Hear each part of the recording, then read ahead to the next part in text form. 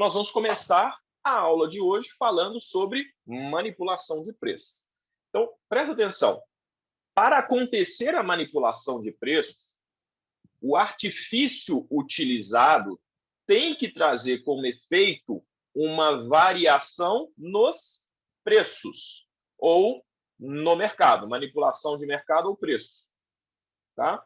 Então, eu dei alguns exemplos de algumas práticas de manipulação de preço aqui na aula anterior, não sei se vocês vão recordar. Imagina que eu sou um mega influencer de finanças e eu falo que eu estou interessado em comprar uma ação XPTO, certo? E ao ter interesse por comprar essa ação XPTO, os meus seguidores, que são milhares, eles vão lá e começam a comprar essa ação. Só que, na realidade, eu já comprei. E eu falo que eu estou pensando em comprar porque eu acho que é uma boa empresa. Aí a ação vai e sobe. No que ela sobe, eu vendo. No que ela vendeu, o que eu faço? Gente, eu estou achando que é melhor sair dessa ação. Só que eu já saí. Aí a ação vai e despenca. No que ela despenca, gente, eu acho que está bom para comprar de novo. Só que eu já comprei. No que eu comprei, todo mundo vai atrás de mim e a ação sobe. Então, o que eu estou fazendo? Igual esse camaradinha está fazendo aqui. Eu estou manipulando os preços. Eu estou manipulando o mercado. Tá? A pessoa que for condenada no crime de manipulação de preços, ela vai ter como pena reclusão de 1 a 8 anos, mais multa, que ela vai ser de até 3 vezes o valor ou montante da vantagem ilícita que ele obteve. Tudo bem? Então, falamos sobre manipulação de preços. Tá? HP não. Hoje não, tá? Muito bem. Aí nós começamos a falar sobre o uso indevido da informação privilegiada. Vamos primeiro conceituar mais uma vez o que é uma informação privilegiada. Informação privilegiada é toda e qualquer informação que não é de domínio público. Tá claro para todo mundo? Então, eu até brinquei na semana passada. É o babado, é o bafão. É aquele, não, eu vou te contar algo que ninguém está sabendo. Tá?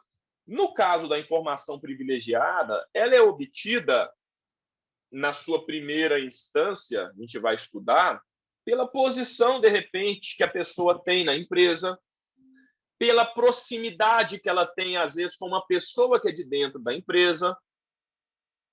Então, a gente precisa entender, primeiro, o que é a informação privilegiada. É toda e qualquer informação que não é de domínio público.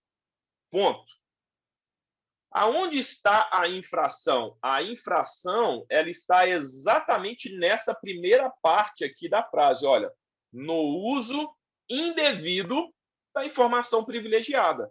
Quem faz o uso indevido da informação privilegiada para benefício próprio ou para benefício de terceiros, terá como pena reclusão de 1 a 5 anos mais multa, igual a outra, até 3 vezes do montante obtido, da vantagem ilícita obtida.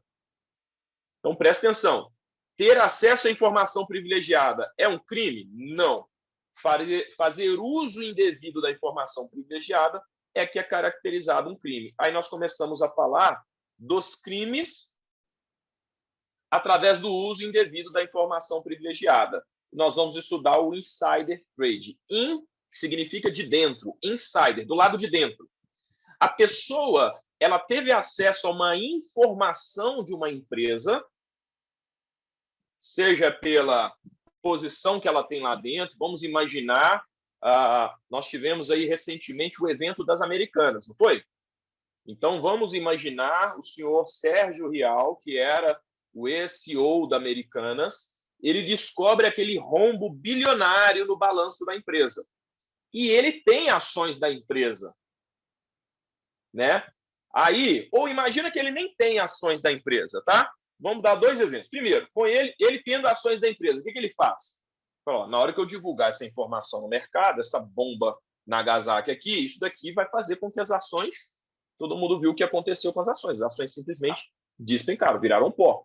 Então, o que eu faço? Eu vou primeiro vender as minhas ações, que eu tenho essa informação privilegiada, todo mundo concorda que a informação que ele tinha era privilegiada? Pela posição que ele tinha. Todo mundo concorda comigo também que os diretores que participaram da reunião, na hora que foi descoberto, que certamente ele não descobriu aquilo sozinho. Ele foi lá entrar no sistema, olhou conta a conta. Teve uma equipe junto com ele. Aquelas pessoas tiveram acesso à informação privilegiada. Problema zero o acesso. Qual é o problema? Se alguém de posse dessa informação fosse até o mercado financeiro e fizesse o que a gente chama do trade. O que é o trade? Comprar ou vender uma ação. Então, vamos pegar aqui, ó. O que é um trade? Trade seria comprar ou vender uma ação com base nessa informação privilegiada. De posse dessa informação privilegiada, eu faço uso dela indevido. Aí eu caracterizei um crime que vai ter como pena, como nós já falamos, reclusão de 1 a 5, mais multa de até 3 vezes o montante obtido com essa vantagem ilícita. Tudo bem? Como é que é? O prazo de reclusão de manipulação de preços está aqui, ó. De 1 a 8 anos, máximo de 8 anos, tá? E aqui 5 anos. Isso mesmo. Tudo bem? Aí nós vamos configurar aqui o que eles chamam de insider trade primário e insider trade secundário. Então, o que é o insider trade? Esse camarada aqui, ó. Ele está obtendo uma informação privilegiada na calada, na surdina, na moita, famoso na moita, e ele faz uso dessa informação. O uso é isso daqui, ó, é o trade. Ok? O insider trade primário, tá? É quando a pessoa comete o crime, quando a pessoa que comete esse crime financeiro tem ligação direta com a informação privilegiada. Um exemplo, o CEO da Americanas e os diretores da Americanas que tiveram acesso àquela informação privilegiada. Eles são as pessoas primárias, eles tiveram acesso direto à informação privilegiada. Já o insider trade secundário é a pessoa que recebe a informação privilegiada através de um insider primário. Então, veja, eu sou um diretor lá das Americanas, eu tive acesso ao relatório que mostrou lá o rombo bilionário no balanço da empresa. Eu, Davi, sou o diretor. E eu vou e compartilho essa informação com a Tamara. Tamara não é da empresa, tá? Tamara é minha amiga. Tamara, tudo bem? Ó, você tem ação da Americana? Só de curiosidade. Você tem? Tem. Deixa eu te falar, vende. Ah, mas por quê? Vende e vai sair uma bomba. Você vai me agradecer por ter vendido essa ação. Ah, é? Não, se você está me falando, a Tamara vende. 2 dias depois, anuncia o rombo. A ação despenca mais de 90%. A Tamara se livrou do prejuízo. Foi de forma lícita? Não, de forma ilícita. Só que o caso da Tamara, que recebeu a informação, presta atenção, o que eu vou falar agora é extremamente importante. Ela recebeu a informação. Aí eu vou fazer uma pergunta que eu gostaria que vocês me falassem aí no chat. O que caracterizou a Tamara também ser condenada em 1 a 5 anos mais multa? Manda para mim aí no chat. O que caracteriza ela também ser condenada?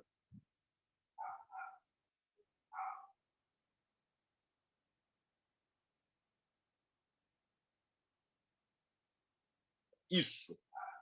Exatamente. Pessoal, o que vai condenar ou não, ou que vai caracterizar o crime, foi a Tamara ter recebido a informação e feito o uso dela. Isso que ela não podia ter feito. Se ela fosse, né, receber, legal.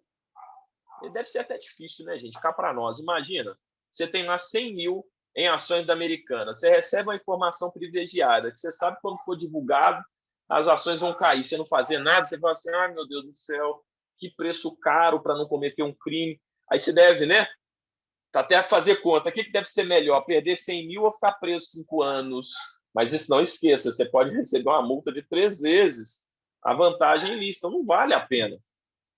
É muito provável que eles vão te pegar. Na hora que eles descobrem um crime como esse, eles saem quebrando o sigilo telefônico de todo mundo, vai pegar uma mensagem que foi enviada para você, uma comunicação que foi feita, um sinal. Pode ter certeza, eles vão chegar em você. Tá? Então, o que caracterizou o crime foi o uso dela. Ela foi secundária, quem teve acesso diretamente foi primária. Beleza? Deixa eu só ver aqui os comentários. Se beneficia. Na prática acontece demais, demais, demais. O caso da Americanas mesmo tem uma investigação em andamento, porque, curiosamente, algum tempo recente atrás dessa divulgação, alguns diretores venderam milhões de ações no mercado. Milhões. O que será? Eles estavam querendo fazer um caixa porque iriam investir em alguma outra coisa? Não estou fazendo um julgamento. Já fazendo, está sendo investigado. Eles vão levantar uma série de informações para saber se as pessoas tinham acesso a essa informação. Será que não é curioso, não? A pessoa sair antes, né? Algum tempo antes, pouco tempo antes, é um pouco curioso, está sendo investigado. Acontece demais. Beleza, pessoal? Vamos seguindo. Uma outra, isso que eu estou falando aqui agora, é a chamada matéria nova que incluiu. Gente, é a coisa mais tranquila do mundo, tá? Mais tranquila do mundo. Nós vamos falar agora do exercício irregular de cargo, profissão, atividade ou função regulada. Isso é muito importante, função regulada. Gente, embora nós vamos falar aqui sobre mercado financeiro, aqui não tem segredo nenhum. A pessoa, se ela é taxista, o que credencia ela a ser taxista? Qual que é, né, o tipo de documentação que ela precisa para ser taxista? Pô, você tem que ter um cadastro, se não me engano, lá na prefeitura, você tem que ter CNH, pô. A pessoa é médica. Pô, se a pessoa é médica, ela tem que ter lá o CRM, Conselho Regional de Medicina. Se a pessoa é engenheiro, ela tem que ter lá o Conselho CREA, como é que é? Conselho Regional de Engenharia, o CREA, deve ser isso, né? CREA, Engenharia e Arquitetura, é isso? Tem algum engenheiro aí?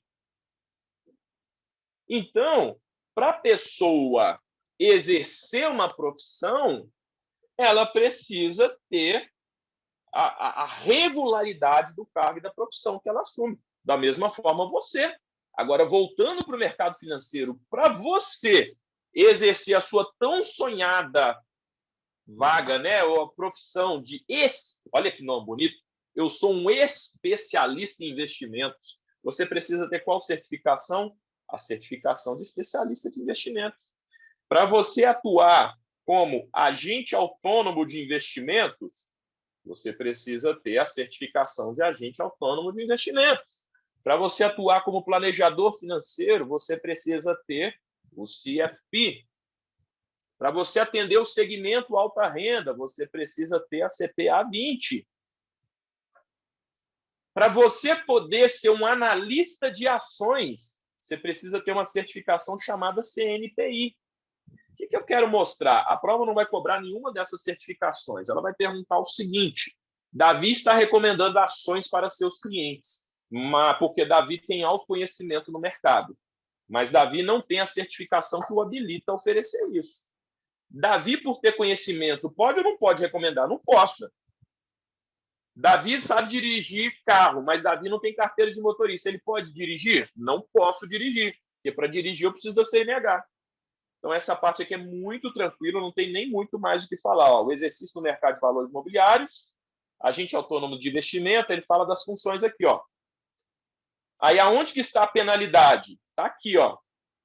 Sem estar autorizado ou registrado na autoridade administrativa competente. Né? No caso, CVM, Ambima, dentre outros, quando exigido por regulamento ou lei. Qual é a penalidade? Detenção de 6 a 2 anos e multa.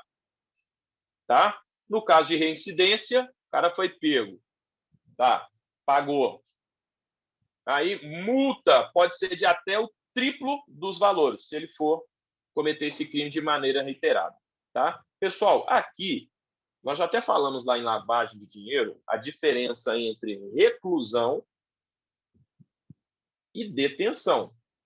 É importante a gente entender que a pessoa fazendo o exercício regular de cargo ou profissão é um crime, sim, mas nesse caso aqui é detenção. O que é detenção? Você para a pessoa, ó, para de cometer o crime, mas você não pega e coloca a pessoa dentro da cadeia de cara. Ela vai ser julgada, vai ter a multa, tá certo? Mas é detenção. Reclusão, você pega e coloca a pessoa no cilindro. Tudo bem? Detenção, não. Davi, tem uma regra para lembrar do tempo de reclusão? Tem vários crimes que os prazos são diferentes. Ainda não, tá? Ainda não. Essa parte do curso é a parte nova da Anbima, que vai ser cobrada? Exatamente, é a parte nova, que é super sossegado, tá? Ok? Exercício irregular da profissão? Olha aqui, ó. Essa questão caiu em prova? Lógico que não, essa daqui. Por quê? Ainda não está cobrando conteúdo. Mas pelo perfil da Anbima, eu elaborei aqui, é uma das poucas questões que eu mesmo fiz. O restante a gente faz tudo através de relatos de alunos que fazem a prova, tá? Mas essa daqui a gente elaborou mais ou menos no perfil, tá? Muito bem, gente. Acho que vocês acertaram. O João, ele considera saber muito sobre o mercado de valores imobiliários. Ele é aquele o Zé Sabichão, né? Pois opera sua própria carteira de investimentos. Mesmo não sendo um profissional autorizado, ele oferece seu serviço para administrar a carteira de terceiros. Ah, cara, eu faço aqui para mim, eu faço para você também. Vou considerar que possui bastante experiência. Podemos dizer que João, primeiro, né, gente, a prática é ilegal. Isso aí a gente não tem dúvida nenhuma. É ilegal, pois não tem como garantir lucro. Mesmo que fosse uma prática legal, você não tem como garantir lucro, tá? Mas no caso é ilegal. Está realizando uma prática legal, então aqui você já elimina. Bom, sobrou só essa daqui. Está realizando uma prática ilegal, pois para exercer uma atividade de administrador, agente autônomo, ele precisa estar autorizado perante o órgão de regulação que é a CVM. Beleza? Letra D de dado, super sossegada, né? Próximo. Muito bem, gente. Muito bem. Essa daqui é meio regrinha, né? Você deve ter voltado umas páginas aí que você ainda não decorou, voltou umas páginas na apostila e consultou, né? Um agente de investimento que opera sem o devido registro na CVM, mesmo que a título gratuito. É importante a gente entender que ele está fazendo uso. Olha aqui, ó. Uso irregular de cargo, profissão, atividade ou função. Ó, de 6 meses a 2 anos mais multa. O exercício irregular, tá? Então, aqui, ó. Detenção de 6 meses a 2 anos. Tá? Qual a diferença? A gente vai falar daqui a pouco, tá bom? Então, a resposta correta é a letra A. Muito bem. Outro tema novo. Nossa, meu Deus do céu, estou doido para ver esses temas novos.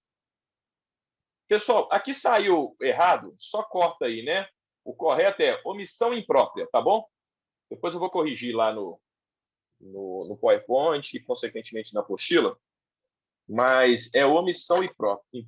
A minha imagem está ficando embaçada. Isso. Omissão imprópria. O que é omitir?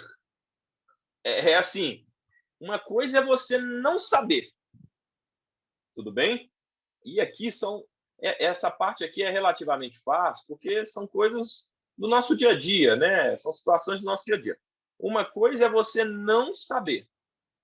Outra coisa é você saber, mas omitir. Tem gente que fala assim, omitir não é mentir.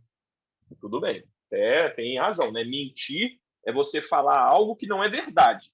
Omitir é você saber a verdade e não falar. Olha aqui os camaradinhas, ó. Já viram aquele assim, ó? Não vi, não ouvi, não falei. É isso, omitir é isso. Omissão imprópria, então, é o quê, Davi? É quando o omitente, aquele que está omitindo, poderia ter agido em determinada situação para evitar o resultado, mas não fez. Ou seja, você sabe que tem algo errado, você está vendo e tem ciência que algo errado está acontecendo e você não faz nada mesmo tendo condições de falar. Se você identificou uma operação que você entende ali que é uma informação privilegiada que está sendo circulada. Um exemplo, tá? E você está vendo lá o pessoal operando. Você sabe que aquilo é um crime. Se você não fizer nada à medida que você sabe que está acontecendo, você lá é o tesoureiro. Aí você está vendo o pessoal vender ações. Beleza, até então não tem problema nenhum. Só que eles estão vendendo ações porque eles acabaram de sair de uma reunião. Você saber que aconteceu algo de errado, que algo está errado, e você não falar, você não é, Davi, eu vou ser o X9. Não, você tem o dever de comunicar quando você identificar alguma irregularidade. Tudo bem? Então, um exemplo fora do mercado financeiro. Pessoa presencia um acidente e não para ajudar. Ela pode ser penalmente punida por omissão imprópria. No mercado financeiro, nós vamos falar de crimes contra o mercado financeiro. Tá? Então, você tem ciência de um crime, você tem o poder para impedir ou para denunciar e você não o faz, isso é um crime chamado de omissão imprópria. Pena, detenção de 6 meses a 2 anos mais multa. Então, observem que aqui facilita o seguinte, que é muito parecido, né? Parecido não, é igual a esse daqui, né? O exercício irregular da profissão. Tranquilo, pessoal? Vocês entenderam esse omissão imprópria aqui? Então, igual eu falo, né? Uma imagem, às vezes, fala mais, né? Não vi, não ouvi, não falei nada. Tá legal? Você sabe, mas não quer falar. Muito bem. Agora a gente vai estudar uma sequência de 7 atos ilícitos do mercado. Seriam equivalentes aos 7 pecados capitais do mercado financeiro. Tudo bem? A gente vai estudar o Money Pass, spoofing, layering, manipulação de benchmark, churning, insider trade, nós já vimos, e o front running. São considerados 7 pecados capitais do mercado financeiro. Tudo bem? Então, o que são ilícitos? Olha, tem aquilo que é lícito, tem aquilo que é ilícito. Então, ilícito é algo que você está fazendo de errado. Tudo bem? É uma prática errada. Seja com o objetivo de enganar alguém, seja com um objetivo de transmitir uma informação não verdadeira, mas o intuito final é obter uma vantagem devida para você ou para um terceiro. Então, aqui fala assim, os ilícitos de mercado são práticas abusivas no mercado financeiro através de condições artificiais de demanda, oferta de preços e valores imobiliários. Aí a gente vai estudar cada uma dessas. A primeira que nós vamos estudar, matéria nova, tá? O Money Pass. O que é o Money Pass? Pass, tenta memorizar aí, né? Pass de passar. Passar o quê? Eu estou passando meu dinheiro para uma outra pessoa. Então, esse camarada aqui está passando o dinheiro dele para outra pessoa. Então, money, dinheiro, pass. Só que ele não está passando assim, ó, toma dinheiro. Não. Nós estamos falando do mercado financeiro. Passar dinheiro assim é muito tranquilo. E você vai ser assim, identificado rapidamente. Tá? Essa prática do Money Pass, ó, você está passando o dinheiro, beleza? Ela é feita através da realização de operações no mercado de valores imobiliários entre 2 indivíduos. Olha só como que isso aqui é relativamente fácil de fazer. É fácil de identificar também, tá bom? Imagina que o Davi, aqui, ó, Davi, ele tem uma debênture, ok? É uma debênture da Odebrecht. Conhece a Odebrecht? Beleza. Vou colocar aqui, ó. Odebrecht. Imagina que eu tenho aqui, vai, 500 mil reais em debêntures da Odebrecht. A Odebrecht participou de uma situação, as debêntures dela desvalorizaram muito. Tudo bem? Então, mas imagina aqui que eu tenho 500 mil em debêntures da Odebrecht e eu combino com esse investidor B aqui, olha só. Eu falo assim, ó, vamos fazer o seguinte, eu vou colocar uma ordem de venda das minhas debêntures e você automaticamente coloca aí no outro lado, questão de segundos, uma ordem de compra. Como essa debênture ela é pouco negociada, né, dificilmente vai ter pessoas disputando comprar essas debêntures aqui à tapa. Só que sabe o que eu faço? essas debêntures aqui de 500 mil, eu repasso aqui, né, para o Igor. Eu coloco essa ordem aqui, vai, 50 mil reais. Vale quanto? Vale 500. E ele compra por quanto? Compra por 50. Ué, Davi, mas como é que você passou dinheiro? Eu estou passando dinheiro. Porque eu estou vendendo algo de 500 mil, estou vendendo a 50. Se o Igor quiser aqui já revender por 500, ou até se ele quiser revender rápido, né? Ele revende aqui por 400, eu passei um dinheiro para ele, utilizando-se do mercado financeiro. Vocês conseguirem entender essa demanda aqui? Darei o exemplo. Davi de um lado, a Flávia do outro. Davi tem um carro, uma BMW. Eu não tenho não, viu, gente? Só um exemplo, tá? Só um exemplo. Essa BMW, ela custa 200 mil reais. Beleza? Só que o Davi, ele tem que passar um dinheiro para a Flávia. Ele fala assim, ô Flávia, se eu fizer uma transferência para você, vai dar muito na cara. Por quê? Porque o pessoal está em cima de mim aqui, está em cima de você aí, e está assim, está complicado. Então, o que a gente faz? Eu anuncio essa minha BMW aqui por 200 mil. Vamos imaginar que existisse um ambiente eletrônico onde se negociam carros, certo?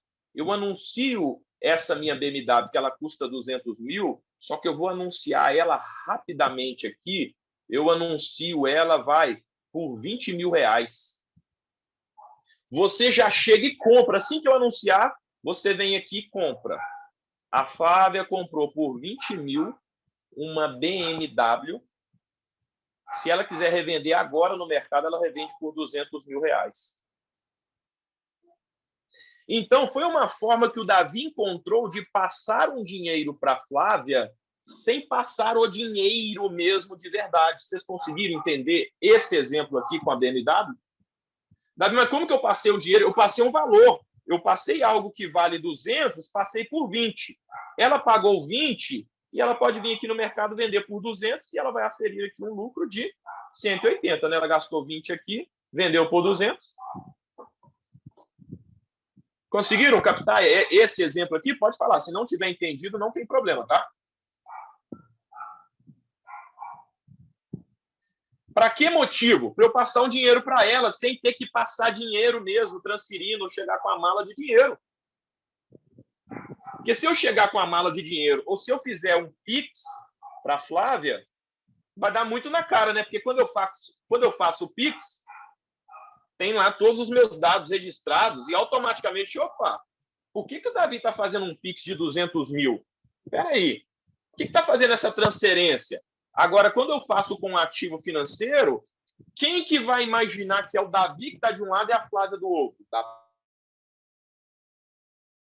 Mas é muito mais difícil do que se eu fizer uma transferência direta, vocês concordam? Agora, levando isso para o mercado financeiro, você vai simplesmente substituir essa BMW aqui por um ativo financeiro. Então, esse ativo financeiro aqui, ele pode ser um lote de ações, ele pode ser debêntures, pode ser qualquer outro tipo de ativo financeiro. Beleza? Deixa eu ver aqui as perguntas. Então, para que motivo? Beleza? Tá claro? O conceito sim, mas seria para lavagem de dinheiro? Não é que seria para lavagem de dinheiro apenas. Pode ser lavagem de dinheiro também, tá? Pode ser, mas aí seria um outro crime. Esse crime de fazer esse tipo de operação, transferir o dinheiro para uma outra pessoa, utilizando negociação de valores imobiliários, ele é conhecido como money pass. Beleza? Se, ao investigarem, também for identificado a origem ilícita desse dinheiro movimentado, vocês prestaram atenção? Olha só, porque a lavagem de dinheiro, para ela ser considerada lavagem de dinheiro, precisa necessariamente ter ocorrido um crime antecedente que gerou o dinheiro sujo. Aqui eu nem entrei no detalhe se esse dinheiro é sujo ou não. Se for um dinheiro sujo, além do Money Pass, também seria lavagem de dinheiro, mas não entramos nesse meandro aqui. Se a prova entrar, tudo bem, mas não é o caso aqui. Essa prática de você transferir dinheiro para uma outra parte, sem de fato ser dinheiro, através de um ativo financeiro, é conhecido como Money Pass. Sendo um ativo, a B3 não entrega para todos a ordem de compra, só que existem ativos de baixíssima liquidez. Se eu colocar aqui, por exemplo, a ação de uma empresa pouco desconhecida, de muito desconhecida, vai ter poucos ofertantes do outro lado. Entenda a passagem do recurso, mas a proporção do valor ocorre assim na prática? Naturalmente, eu dei o exemplo aqui só para facilitar muito o entendimento de vocês. Mas são negociações feitas geralmente fora do preço. Fora do preço.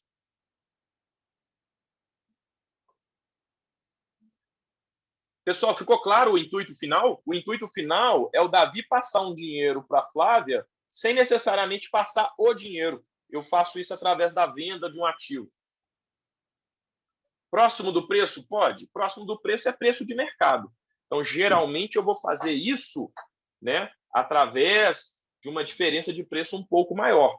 Porque se eu colocar próximo do preço, inclusive, isso pode não dar certo. Porque o Davi coloca uma ordem aqui que outras pessoas podem verificar.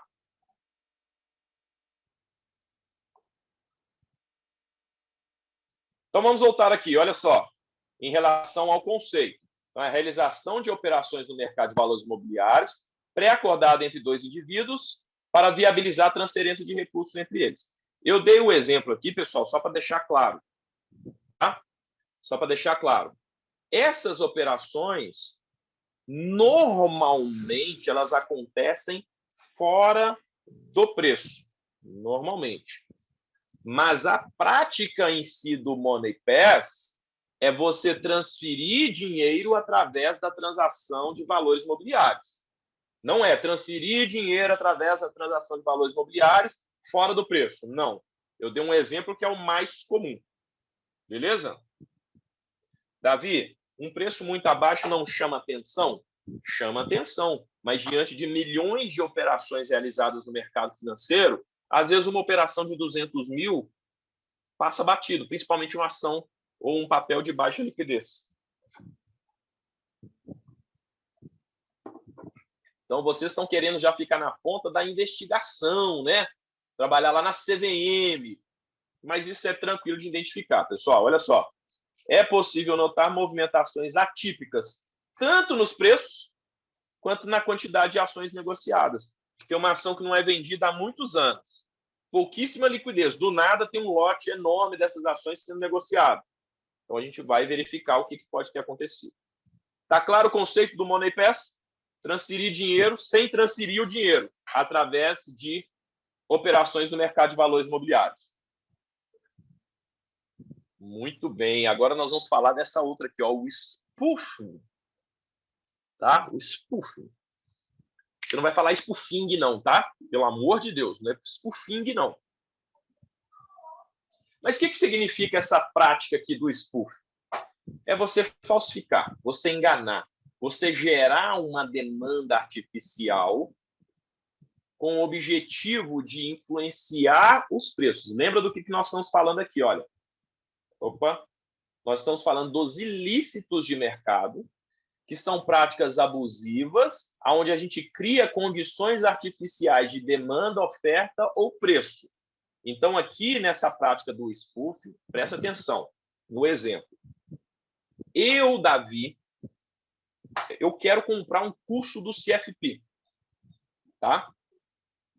Aí eu fiquei sabendo que lá na Senhor Banco, eles vão abrir vagas para o curso do CFP. Beleza? Eu quero comprar o curso do CFP. Só que, na hora que eu chego lá na fila, na empresa, né? A inscrição ela é presencial. Estou dando um exemplo para vocês identificarem quando a gente levar aqui para o mercado financeiro. Na hora que eu chego lá, eram 20 vagas. Só que na hora que eu chego lá, tem 30 pessoas na fila. E o valor do curso, presta atenção no exemplo que eu estou dando, tá? Então, eu cheguei aqui, eu quero comprar... Eu cheguei aqui, eu quero comprar o curso do CFP. São 20 vagas. Certo? O valor do curso, R$6.000. Beleza? Ó, Davi, tá caro. Vai vendo. São 20 vagas. Só que aí, na hora que eu cheguei lá, tem 30 pessoas na fila. Aí você aqui é o 31º. Beleza? E tem mais uma série de pessoas na fila. Se você quiser, de fato, comprar esse curso, são 20 vagas, tem 30 pessoas, você vai chegar para o camarada que está aqui no 20º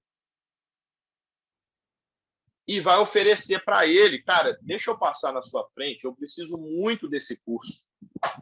Por quanto você oferece comprar a vaga dele? Por mais, menos ou pelos mesmos R$6.000?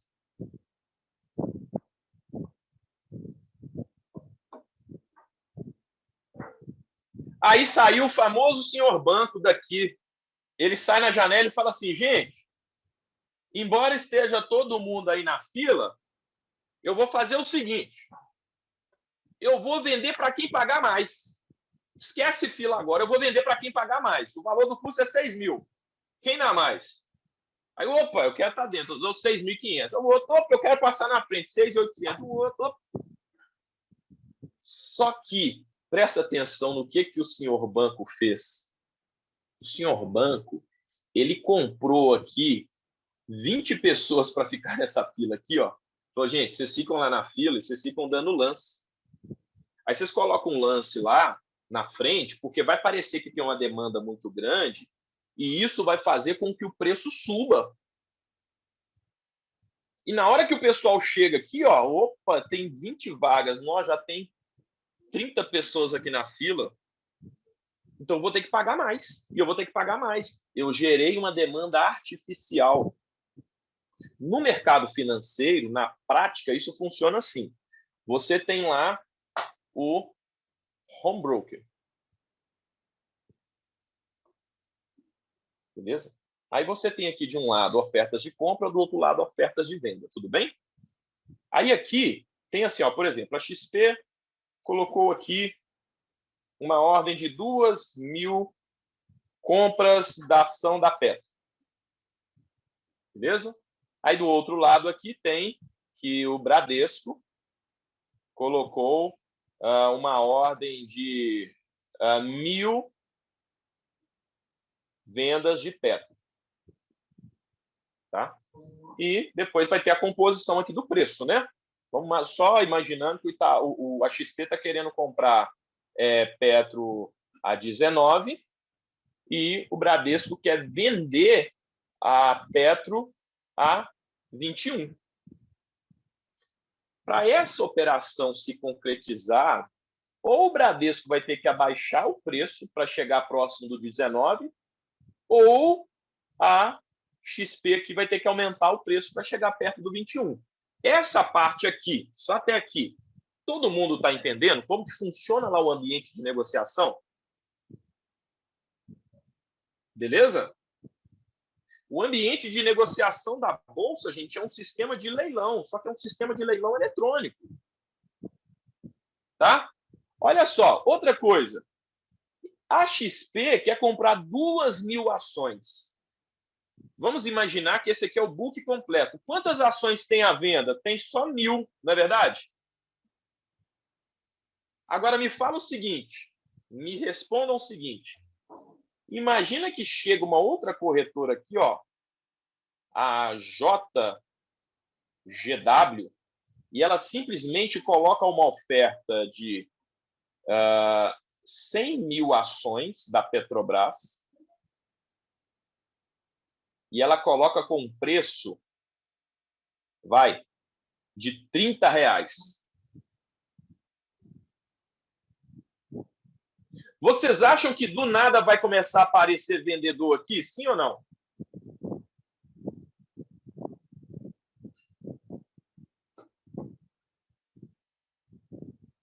Vai aparecer vendedor? Se eu colocar aqui, ó, a ação, vamos imaginar que ela está custando aqui, né? O último negócio feito foi a 20. Aí esse aqui está querendo pagar 19, esse aqui está querendo vender por 21. Chega a corretora JGW aqui, joga um preço de 30 na tela. Aí me responda o seguinte, você aí, Fernando, Fernanda, Flávia, Mauro, Rose, vocês também querem comprar ações da Petro. Vocês estão doidos para comprar ação da Petro. Se você quiser comprar uma ação da Petrobras, qual o preço que você tem que colocar no seu home broker? Coloca para mim aí.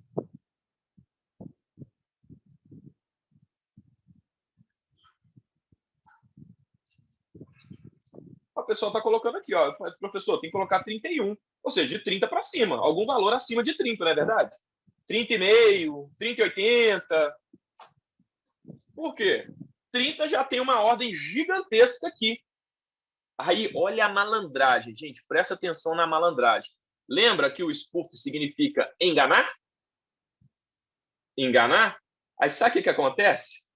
Você gerou uma demanda artificial. Se você está querendo pagar 30, 31, esse cara aqui está querendo pagar 30, vai aparecer um monte de vendedor aqui colocando lá o seu preço próximo do que você quer comprar. Se quer comprar, vai aparecer gente querendo vender. Sabe o que esse Malandrovski aqui faz? Vou colocar aqui até na cor. Ele vem aqui e cancela a ordem dele. E te deixa lá, ó, o Zé Bobão com a ordem de 31. Nossa, gente, o mercado está muito aquecido. Apareceu uma ordem aqui de 30. Se eu quiser comprar, eu vou ter que pagar 31 ou 30,5 ou alguma coisa acima de 30. Ele vem aqui e cancela a ordem dele. Só que na hora que você colocou a de 31, já apareceu outro aqui colocando uma de 31,5. Já apareceu outro aqui colocando uma de 32. E ó, vida que segue. Aí esse cara sai. Vamos ver se vocês poderiam trabalhar na CVM. Na opinião de vocês, esse camarada, ele estava comprado ou vendido na ação da Petrobras para fazer isso?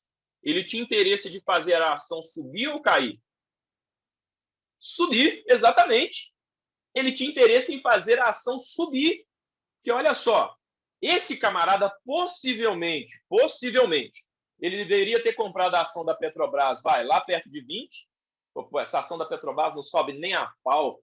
Quer saber? Vou colocar uma ordem de venda, uma ordem de compra. Ele coloca uma ordem artificial de compra de 30. Antes dela ser executada, isso é tudo eletrônico, gente, as coisas começam a acontecer em fração de segundos, tá? Então, isso é um movimento muito rápido. É claro que não tem essa demora toda que eu estou falando aqui. Leilão ali, as operações acontecem em microsegundos. Então, ele colocou aqui, imagina, ele comprou a ação da Petrobras lá atrás por 20, a ação não está subindo por nada.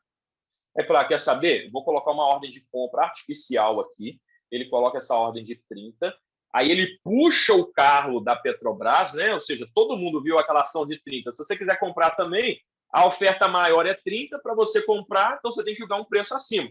E já vem a avalanche de novas ordens. Ele vai cancelar dele, a ação já subiu, ele vai lá e vende. Então, o intuito dele era fazer a ação subir, só que de forma artificial. Essa prática, presta atenção na diferença, tá? Essa prática é conhecida como spoof. Quando, deixa eu só colocar aqui, aqui, ó, como característica, a inserção de ofertas de compra ou de venda com lote expressivo com o objetivo de exercer pressão compradora ou pressão vendedora. Por quê? Pressão compradora faz o preço subir. Se tiver muita gente querendo comprar algo, aquele algo vai subir. Pressão vendedora faz o preço cair. Então, ele coloca um lote expressivo e faz uma pressão no preço. E, automaticamente, as pessoas vão vir atrás daquilo, como a referência àquela vai impulsionar. Tá bom? A diferença do spoof para o layer, que a gente vai ver daqui a pouco, é porque isso daqui é uma ordem feita por um investidor. O outro que nós vamos ver é um grupo. Nesse daqui foi uma pessoa que colocou essa ordem. Tá? Só que aí, depois que ele viu que gerou a pressão, o que ele faz? Ele sai de cena. A realização dos negócios, após a realização, os clientes cancelam as ofertas. Uma ação muito cara na B3 seria um indício de spoof? Não, não é um indício de spoof. Não é uma ação muito cara. você tem que ver como que se comportou o livro, tá? Como que se comportou o livro? Do nada, você tem aqui ofertas de compra e de venda. Do nada, você tinha uma oferta de compra de 20. Geralmente, os preços vão se movendo na casa dos centavos. 20,50, aí você vai ver aqui, ó, 20,61, aí você vai ver aqui, ó, 20,65. Aí, do nada, você vê um lote gigante aqui a 23. Tá entendendo? Então, não é o padrão. Um lote gigante a 23. Então, quem quiser passar desse lote aqui vai ter que colocar 23,50, né, 24 e por aí vai. Penalidade para quem cometeu o crime de spoofing. Pena, detenção de 1 a 8 anos, 3 vezes o valor obtido com o crime. Ele muda a ordem de venda para... Não, a prática é essa. O que ele vai fazer depois? Aí são outros 500. A prática é essa. É você criar uma demanda artificial, exercendo uma pressão, seja compradora, seja vendedora, certo? Para influenciar. Gente, isso é muito comum. Essa prática de spoof aqui acontece em vários outros ambientes. Em vários outros ambientes. Tem dono de bar que paga as pessoas para mostrar que o bar está cheio. Ó, ele paga ali uma quantidade de pessoas para ficar sentado no bar, ele até paga a bebida de todo mundo, mas para mostrar que o bar está cheio. Se você está passando na rua, tem um bar cheio, e o outro bar vazio, você entra em qual? Você vai no cheio. Se está cheio, deve ser bom. Aí seria o equivalente assim, você entrou no bar, né? Na hora que você pediu, você fez o seu pedido lá, as pessoas, é como se aquelas pessoas saíssem do bar. Tudo bem? Sabia? A sua aula está sendo gravada? Está sendo gravada assim. Então, aqui, pessoal, o ciclo. Ó, você cria uma falsa liquidez, faz o registro, aí os investidores vão reagir àquela falsa liquidez, né? Você já está posicionado ali, esperando o movimento acontecer para você dar o golpe. Seja o movimento de venda, seja o movimento de compra. Tá? Então, você gera aquela demanda artificial, depois você cancela a sua ordem, tá? E, de fato, vai fazer o seu objetivo ali, que seria comprar ou vender a ação no preço que ela chegou, seja para cima, seja para baixo. Tá bom? No campo da venda seria igual, pessoal. Imaginem o seguinte. Presta atenção. Imagina comigo o seguinte. Você é acionista da Vale. Tudo bem? E não sei se todo mundo sabe, a Bradespar, né? Ela tem participação lá na Vale. Imagina que o Luiz Barsi, né? Imagina que ele tenha uma participação absurda lá na Vale também. Ele tem 300 milhões de ações da Vale. É um cara, um mega investidor. Se você olha no book, imagina que desse para identificar, tá? O acionista, imagina que desse para identificar. Você olha lá no book e viu que o Luiz Barsi está vendendo todas as ações que ele possui da Vale. Você, o que você faria? Davi, eu venderia também, sabe por quê? Como eu não estou acompanhando o mercado, estou vendo que tem essa ordem gigante de venda, eu vou vender também. Agora, ainda que você não saiba que é o Barsi que está vendendo, se você olha lá no book, abriu lá o home broker, todo mundo colocando ordem de venda. Para você passar na frente, você tem que colocar um preço mais baixo ainda. Então, de repente, às vezes vai vir um lote gigante de venda para gerar uma demanda vendedora muito forte. Para você passar na frente e vender antes, você tem que colocar um preço menor ainda. Só que aí, na hora que você colocou um preço menor ainda, aquela ordem gigante, ela sai do jogo. Ela cancela. Aí está lá você, lá sozinho, vendendo a sua ação, lá na Bacia das Almas. Beleza? Então, vamos lá. O spoofing. Eu crio uma demanda artificial, seja ela de compra ou de venda, tá? Com o intuito de enganar. Uma única pessoa aqui faz essa operação. Já o leilão são camadas, tá? Esse daqui, pessoal, ele é mais complexo, tá? Não complexo em entendimento. É um tipo de operação mais complexa. Eu mostrei aqui para vocês o home broker. E no home broker eu tenho aqui ordens de compra e ordens de venda. Então, tem uma pessoa aqui querendo comprar uma ação por R$20 e outra querendo vender uma ação por R$19. Tá? Aí eu citei para vocês que a prática do spoof seria o equivalente a ter uma pessoa coloca aqui uma ordem gigantesca, vai de 1 milhão de ações a R$30. Quem quiser passar na frente dele vai ter que colocar por um preço superior a 30. A prática, olha só, a prática do layer, ela é mais sofisticada. Por quê? Aqui a gente atua de galera. Não é só o Davi fazendo isso. O que o Davi faz? Olha só, tem uma ordem aqui de compra de 20. Estou dando o exemplo da ordem de compra só para facilitar. Aí, de repente, a gente combina aqui entre a gente falando o seguinte. Eu falo assim, Mauro, fala o seguinte, você coloca lá a ordem de 21, a Fernanda vai colocar uma ordem de 22, o Igor vai colocar uma ordem de 23, beleza? A Daiane vai colocar uma ordem de 24 e o Fred vai colocar uma ordem de 25. Só que a gente faz isso de forma sincronizada. Combinado? É claro que eu não vou colocar uma ordem de uma ação. Tem que ser, né? Vou colocar assim, ó, 350, esse aqui 267. Aqui não daria, não, porque seria no fracionário. Mas vai, só para exemplo. Aí aqui colocaria 400, e esse daqui colocaria 500, e esse aqui 200, vai? Agora me fala o seguinte, me responda aí, por exemplo, Luciana. Se você quiser comprar essa ação, você olhou aqui a ação da Senhor Banco, SRBC3. Você olhou para o Booking, viu essa condição para o Booking. Qual valor que você colocaria se você quisesse comprar mesmo, de verdade? O que eu falei para a Luciana se aplica aos demais. Qual o valor que deveria colocar aqui? O valor. Eu quero comprar, gente. Eu quero comprar, tá? Tudo bem, coloca aí. Vamos montar o nosso book aqui.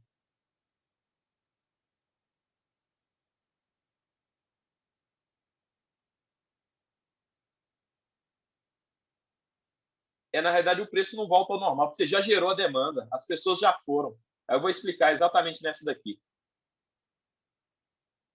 Pessoal, olha só. Se a gente quiser mesmo comprar essa ação aqui, você tem que colocar um preço. Olha só, o melhor preço até agora é 25. Quando eu falo que esse é um processo mais sofisticado, é pelo seguinte, ele é feito em camadas. Olha, todas essas ordens aqui, elas são ordens chamadas de artificiais. Por quê? No momento que começar a criar um novo bloco aqui, ó, aí as pessoas colocaram 26, agora isso aqui é de verdade. Aí vem um outro aqui, 27. Aí vem um outro, desavisado, tadinho, 28. O que eles fazem? Essa turma aqui, ó, cancela a ordem. E já está nesse novo bloco aqui. A banda já está tocando, o carro já passou. Então, eles geram aqui em camadas, olha só, algo orquestrado, de forma artificial. Então, a diferença, se a gente for pegar a diferença do spoofing para o layer, o spoofing seria uma ordem só, uma ordem de um investidor. Beleza? Estou só voltando aqui antes. Olha só, o spoofing, ele coloca lá uma demanda de compra ou demanda de venda de forma artificial. Já o layer, ele coloca camadas, então é bem mais difícil de você identificar. Vai ter aqui um preço normal, aí ele coloca aqui uma série de preços artificiais, depois voltam-se os preços normais, esse aqui é cancelado e a banda já está tocando daqui para lá. Então, esse daqui, nós estamos falando de camadas, tá? Camadas. Nós vamos chamar de layering. Quando é um único investidor, spoof. Tudo bem? A pena tanto para um quanto para o outro. Detenção de 1 a 8 anos, mais multa. Lembra? Detenção mais multa. De até 3 vezes o valor obtido. Tranquilo? Money Pass tem multa? Não. Façam as perguntas aí agora, pessoal.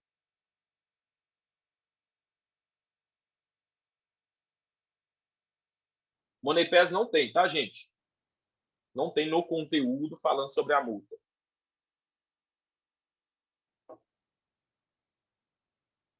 Isso acontece apenas no Brasil ou no mundo? Por mais que pareça que o Brasil, né, é o dique vigarista de todos os mercados, isso aqui é um crime que acontece no mercado financeiro de uma forma geral. Não é exclusividade de um ator apenas, tá? Isso aqui é um crime praticado e, principalmente, isso aqui acontece nos Estados Unidos, tá? Quem quiser ver vários desses crimes sendo praticados através de uma ficção, basta assistir a série Billions. Vocês vão ver todas essas práticas aqui acontecendo no mercado financeiro, a série Billions. Mas deixa para ver só depois que você estudar, beleza? Vamos lá, pessoal. As questões aqui que eu elaborei para vocês praticarem, tá? Tranquilo, ó. Prática legal que consiste em ocultar a transferência de recursos entre investidores. Então, você está transferindo dinheiro sem ser, de fato, dinheiro. Está sendo através da transferência de um ativo.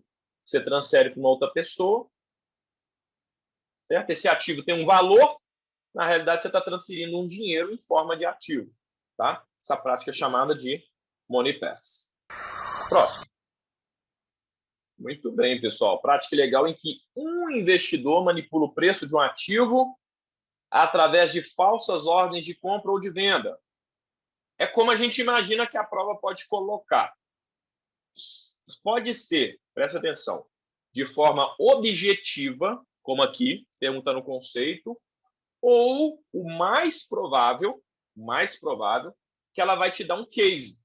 E você tem que falar se aquilo foi Money Pass, se foi spoof, se foi layering, tá legal? Ou se eventualmente foi um insider trade, geralmente ela vai te dar um case. Muito bem, ó, prática legal em que um grupo de investidores se juntam para manipular o preço de um ativo no mercado através de falsas ordens de compra ou de venda. É aquela operação que a gente faz através de camadas. Então, ela, como eu disse, ela é mais difícil de ser identificada, que aqui tem camadas. Essa daqui são as operações normais. Aí, do nada, entra um bloco aqui, ó, de operações artificiais. E para você voltar a operar, né, os normais aqui, eles vão ter que começar desse bloco aqui em diante. Tudo isso daqui, ó, é diferença de preço. Tá legal? Aí, de repente, eles saem de cena, ou seja, já estabeleceu aqui um novo patamar de preço. Tá? Essa prática, quando ela é feita em conjunto, ela é chamada de layer. Beleza? Tranquilo, pessoal. Vamos lá agora a uma prática conhecida, essa daqui para quem trabalha em corretora, já deve ter visto acontecer e ela é mais comum. Essa aqui é chamada de churning. O que é essa prática de churning? Quando a gente trabalha numa corretora, ou você trabalha, né, num banco e você tem lá a sua mesa de ações, qual que é a principal remuneração de um trader? A taxa de corretagem. Porque toda vez que compra e toda vez que vende, a taxa padrão Bovespa é de 0,5% sobre o valor movimentado. Então, comprou 0,5%, vendeu 0,5%. Então, a cada operação cobra-se 0,5%. A prova não vai querer saber o valor, ela vai querer saber só o que significa a prática de churn. Churn significa você movimentar a carteira do cliente excessivamente com o único intuito de gerar corretagem. Tá legal? Olha lá, ó, é sabido que muitas corretoras cobram taxas de corretagem. A prática de churn consiste em realizar diversas operações nas carteiras dos clientes para obter ganho, não é para o cliente, não. Para obter ganho para o cliente, que nada, para obter ganho com excesso de cobrança de taxa de corretagem. Então, você compra, vende, sem nenhum intuito. Porque o que faz você comprar? Faz você comprar quando você acredita num papel. O que faz você vender? Ou porque você não acredita mais no papel, ou porque você acredita, mas tem um outro papel que você acredita mais, ou porque você ganhou já o que você tinha como objetivo. Ou, eventualmente, você está precisando do dinheiro. Só que o churn, gente, ele não está nem aí para isso, não. Ele compra e vende várias vezes só para gerar corretagem. Essa prática é chamada de churn. Tudo bem? Movimenta excessivamente a conta para ganhar com corretagem. Olha lá, só um exemplo de como a prova poderia cobrar sobre churn. Ó, prática ilegal. Ah, Davi, então significa que eu não posso comprar e vender para o meu cliente? Pode. Se você estiver comprando e vendendo ou girando excessivamente a carteira com o intuito simplesmente de gerar corretagem, você está cometendo um ato ilícito no mercado financeiro. Então, olha, prática ilegal em que agentes autônomos ou administradores de carteira obtêm ganhos demasiados de taxa de corretagem devido ao volume excessivo de negociações de ativos na carteira de um cliente. Essa prática é conhecida como churn. Tudo bem? Vamos recapitular o que nós vimos? Olha só para a gente consolidar aqui tudo o que nós vimos nessa parte relativamente nova, tá? É novo, mas é tranquilo. Primeiro, manipulação do mercado ou manipulação de preços. Está relacionada a todas as práticas que a gente vai ver agora pela frente. Tudo bem? Então, toda vez que eu crio uma demanda artificial com o objetivo de obter lucro para mim ou para um terceiro, eu estou cometendo o que a gente chama de manipulação de preços ou manipulação de mercado. E isso é um crime que tem como pena reclusão de 1 a 8 anos, multa de até 3 vezes. Nós vimos o conceito de informação privilegiada, que é toda e qualquer informação que não é de domínio público. Ponto. A informação privilegiada por si só não caracteriza infração. O que caracteriza a infração é o uso indevido da informação privilegiada.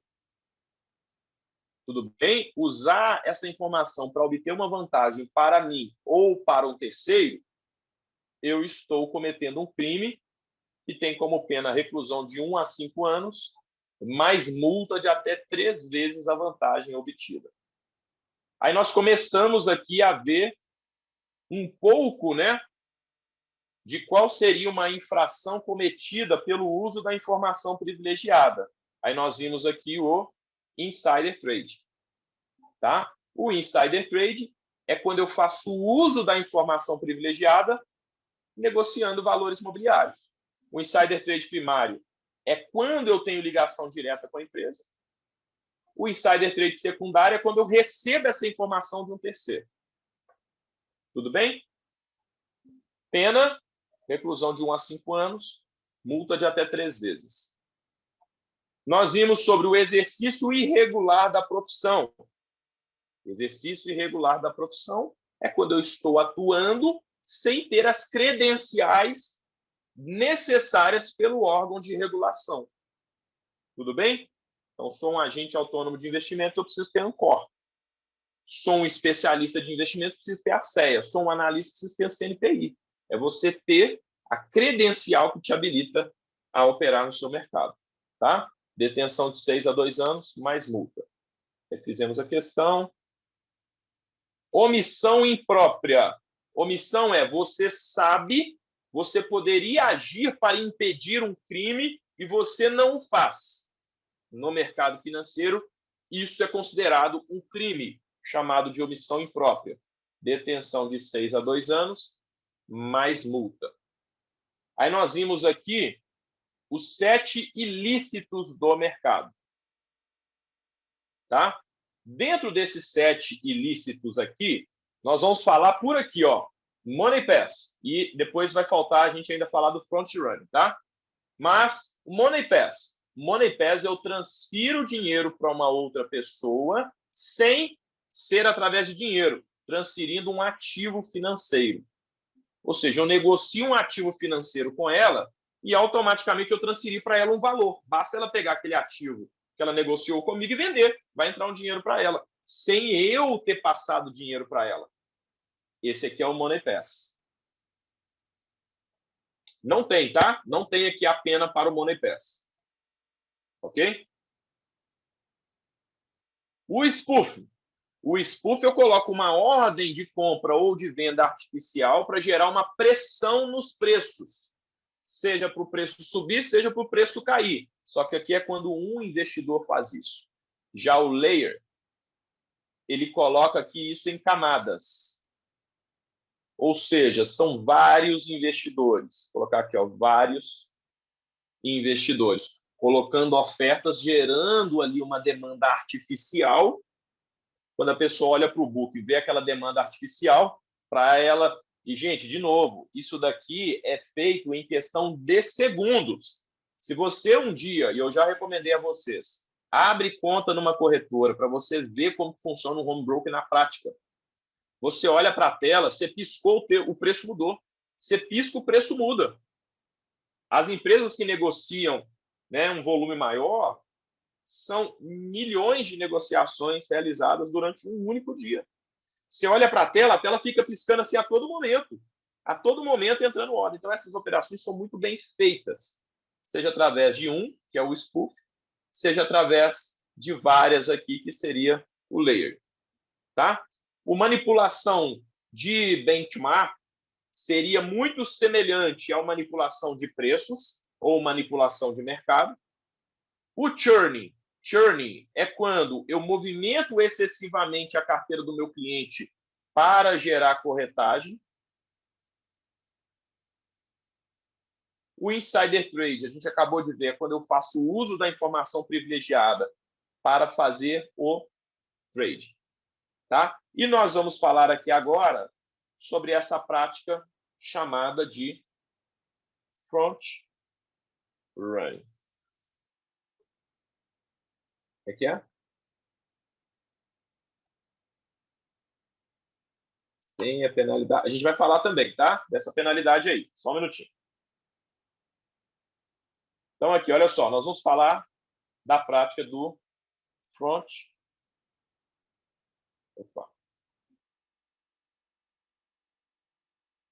running. Beleza? O front running, pessoal, ele tem uma característica muito específica, tá? Muito específica. Primeiro, esse camarada aqui, ele trabalha numa corretora. Beleza? E ele é um operador. A prática do front running só tem como ser praticada pelo operador. Tudo bem? Esse é um ponto importante. O operador aqui é como se fosse um broker ou um trader. Tudo bem? O operador da corretora. Presta atenção. Aí, que é o mais importante é vocês entenderem, porque o conceito é relativamente muito fácil, tá? Aí esse camarada aqui, um certo dia, qual que é a função do camarada que trabalha na mesa de operações? A pessoa liga, tá? Davi, imagina que eu trabalho na mesa. Davi, vende 200 mil de ações da Petrobras. Pois não, desliga o telefone e coloca a ordem de venda. Eu vou lá e coloco, ó, 200 mil ações da Petro. Ordem de venda. Aí o outro, Davi, compra para mim aí 100 mil de ações do Itaú. Opa, 100 mil em ações do Itaú. Preço de mercado? Preço de mercado. Eu vou lá. A função do trader, do operador da bolsa, ele pega as ordens do cliente, registra essas ordens lá na D3 e vida que segue. Essa é a vida do cara. Ficar comprando e vendendo conforme demanda do cliente. Ou ele mesmo pode ligar para o cliente, ó, e aí, vamos comprar essa ação aqui, ela está muito boa, vamos vender essa ação. Essa é a função do operador, beleza? Vocês vão entender como que funciona a prática do insider trade. Digamos que esse operador, ele teve uma recomendação lá da corretora dele, do analista, de comprar ações da Petrobras para os clientes. Tá? Então, agora ele está recomendando comprar Petrobras. Aí, o que ele faz? Tem essa recomendação, ele sai ligando para os clientes. Augusto, vamos comprar? Vamos. Flávio, vamos comprar? Ô, Igor, vamos, compra um pouquinho, compra um pouquinho. Estava comprando ações. Flávio, vou comprar para mim também e tal, enfim. Só que aí chegou um cliente lá e falou assim: ô, Davi, eu queria colocar as minhas ações da Petrobras à venda. Pode pegar tudo que eu tenho de Petrobras aí e vende. Beleza? Beleza. Na hora que eu desligo o telefone, vou olhar lá, o cliente tem simplesmente 1 bilhão de ações em reais, né? De ações da Petrobras. O que vocês acham que vai acontecer com o preço da ação da Petrobras na hora que eu registrar uma ordem de 1 bilhão de reais de venda? Na opinião de vocês, o que vai acontecer com o preço dessa ação? Eu tentar vender 1 bilhão.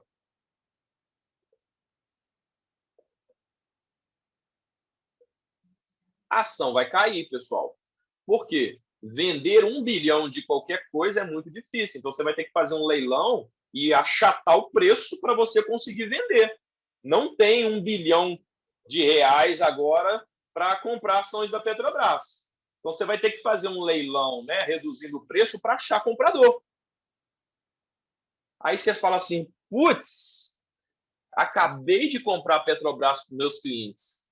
Se eu colocar essa ordem de venda, nossa, vai despencar. Vai despencar as ações, meus clientes vão falar, ô, Davi, você só dá furada. Aí vem o front running, sabe o que eu faço? Ó, frente, running, correr. Correr na frente. Sabe o que eu faço? Antes de colocar essa ordem de venda, eu passo na frente aqui os meus clientes que compraram e falo assim, gente, vamos vender? Que isso, Davi? Você tá doido? Você acabou de pedir para eu comprar? Ah, vamos vender? Mas por quê, cara? Você falou que a ação era promissora, que a Petrobras vai valorizar demais e tudo. Cara, eu tô com feeling. Sabe? Eu tô com feeling que essa ação, não sei. Vamos vender? Vamos vender. Aí o que ele faz? Ele pega aqui e passa essas ordens. Ele comprou. Aí ele passa essas ordens de venda dos clientes dele, ou a dele mesmo, na frente. Aí vamos imaginar que ele vendeu aqui por 20 reais. Beleza? Vendeu por 20 reais. Ufa, consegui vender para todo mundo. Agora sim, eu vou lá e registro na B3 essa oferta de venda aqui de 1 bi. Aí a ação, pessoal, foi lá para 15 reais. Os clientes vão mandar garrafa de Chandon para o Davi.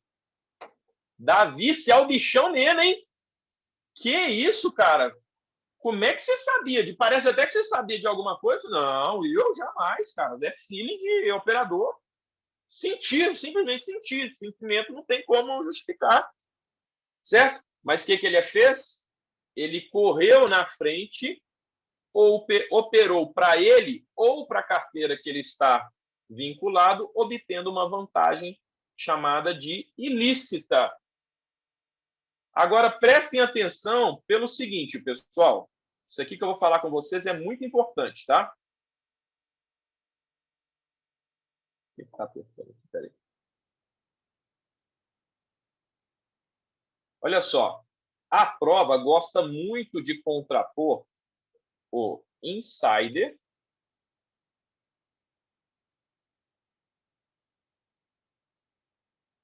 versus o front. Front running.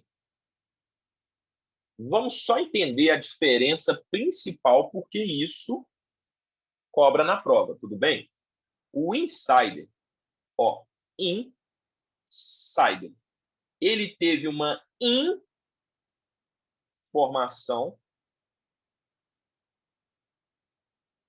de dentro da empresa. Tá legal? Ele teve uma informação de dentro, uma notícia de dentro da empresa. Já o front running, vê se vocês conseguem perceber a diferença. Vocês observaram que o operador não teve informação nenhuma referente à Petrobras? Ele não sabe se a Petrobras descobriu um novo barril de petróleo, se a Petrobras descobriu um escândalo de corrupção. Ele não sabe nada da Petrobras. Ele simplesmente praticou essa infração através da informação de volume de transações. É diferente do insider, que operou com a informação de dentro da empresa, uma informação da empresa. O front, ele vai fazer essa prática através de uma informação sobre o volume de movimentação.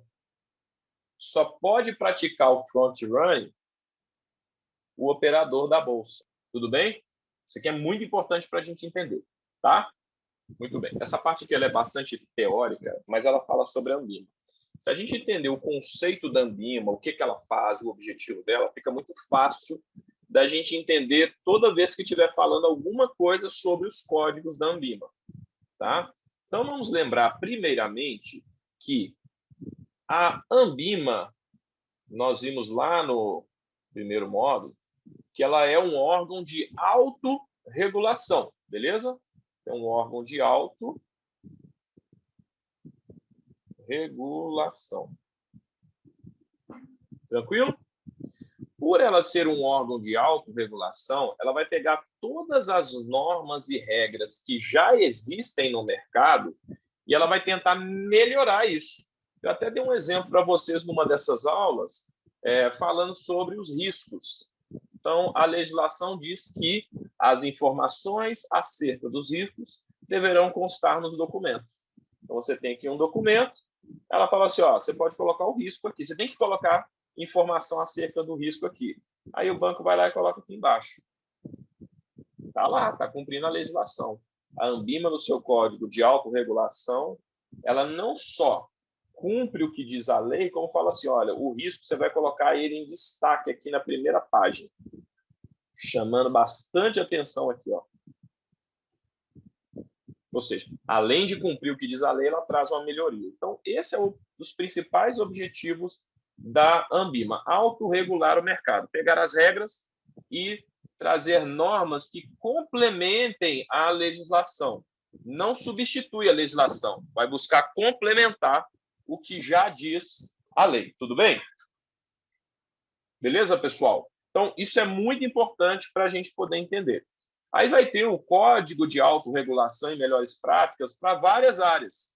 Vai ter o Código de Regulação e Melhores Práticas para distribuição de produtos, para ofertas públicas, para certificação continuada, para uma série de temas que a gente já viu sobre aqui dentro do curso. Tá? Então, primeiro, Ambima, a Associação Brasileira de Entidades e Mercado Financeiro de Capitais. Tá? Não tem nem muito a ver com a sigla. Quem é das antigas aí, só para eu saber, que já fez a prova da Ambid. Quem já fez a prova da Ambid aí? Ah lá, já começa a aparecer uns dinossauros aí, ó. Se você já fez prova da Ambid, sinto lhe dizer, você é um dinossauro do mercado financeiro. E tá cheio aqui na sala, hein?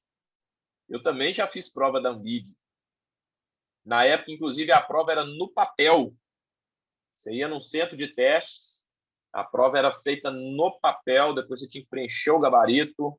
Quem era dessa época aí, né? Sou novinha, tô vendo. Mas vamos lá, pessoal. A turma das antigas aí, a Ambid juntou com a Andima, eles criaram esse nome aqui, Ambima, que foi a junção da Ambid com a Andima, antiga Andima.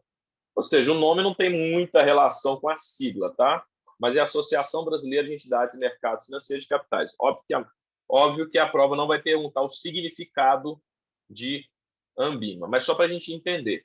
Aí a gente tem associada ou filiada, tem instituições que se associam à Ambima e passam a ter esse vínculo associativo, ficando sujeito ali a todas as regras de autorregulação.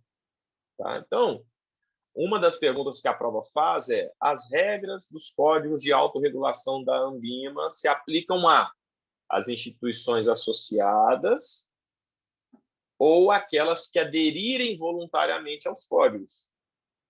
Tudo bem? Não, cuidado. A todas as instituições? Não. A todas as instituições filiadas. Tudo bem?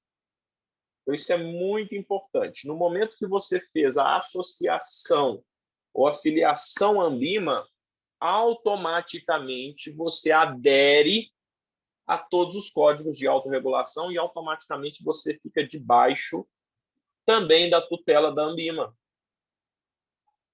devendo seguir os seus códigos de autorregulação. Tudo bem?